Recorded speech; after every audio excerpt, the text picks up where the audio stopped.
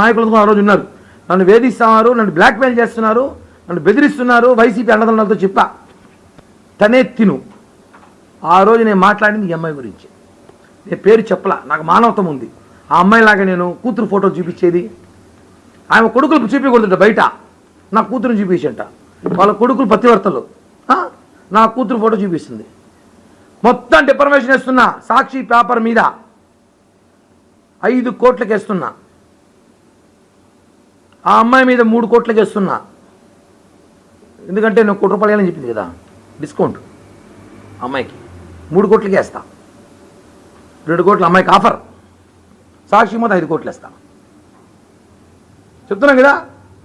పవన్ కళ్యాణ్ గారి భక్తుడిని, నేను మనిషిని, జనసేన కార్యకర్తగా, నేను పవన్ కళ్యాణ్ గారి అభిమానిగా కాళ్ళ రగరేసుకొని తిరుగుతా. నేను పవన్ కళ్యాణ్ అభిమానిని. చిట్టిరెడ్డి పోస్టర్ చూసిపించండి. వైసీపీస్ నా కోసం పనిచేసిన social media, YCP social media చూసుకోండి. మళ్ళీ చిట్టిరెడ్డి ఏమి పీకుతారు, ఇక్కడ చూస్తారు. ఏం కూడా ఏం చేస్తారు? ఫోటోలు, వీడియోలు అంతేనా? ఇంకేమైనా ఉన్నాయా? వాయిస్ రికార్డులు ఇంకేమైనా ఉన్నాయా?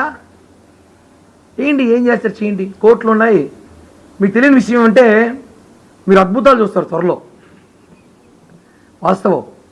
నేను మంచివాడిని కాబట్టి, నేను మంచివాడిని చెప్పుకోను, కానీ నాకు క్యారెక్టర్ ఉంది కాబట్టి నేను కొన్ని విషయాలు మాట్లాడకూడదు.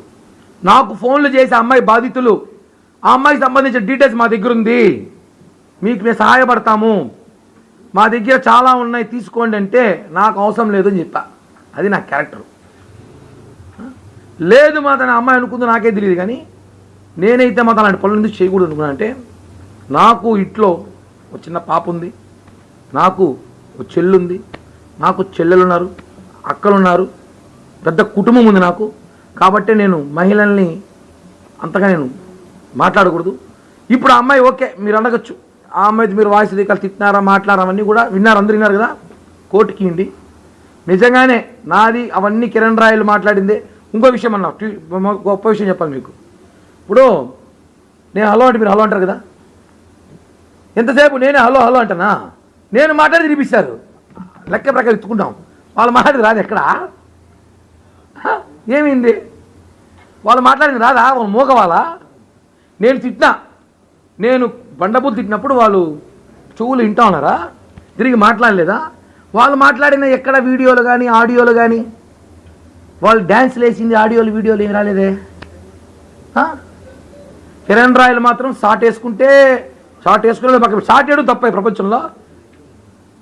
షార్ట్ వేసుకోకూడదు. కిరణాలు పంచి కట్టుకుంటే న్యూస్, కిరణాలు షార్ట్ వేసే న్యూస్, కిరణాలు పడుకుంటే ఎవరితో పక్కన పెడతారు న్యూస్. మీరు మాత్రం ఇన్ని చేయొచ్చు. క్లబ్బులు, పబ్బులు, డిస్కోలు అన్నీ మీరు ఆడచ్చు, మేము అవన్నీ ఆడకూడదు. ఏమంటే మీది పవిత్ర గల కుటుంబం, మమ్మల్ని గాలి వదిలేశారు. చెప్తా అన్నీ.